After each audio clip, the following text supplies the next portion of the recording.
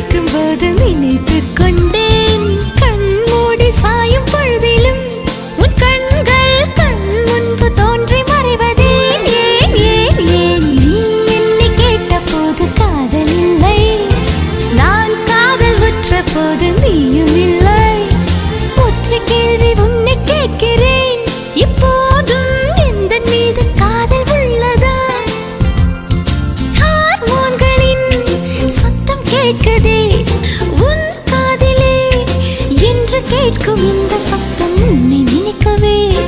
நொடிகள் போதுமே உன்னை மறக்கவே யுகங்களாகுமே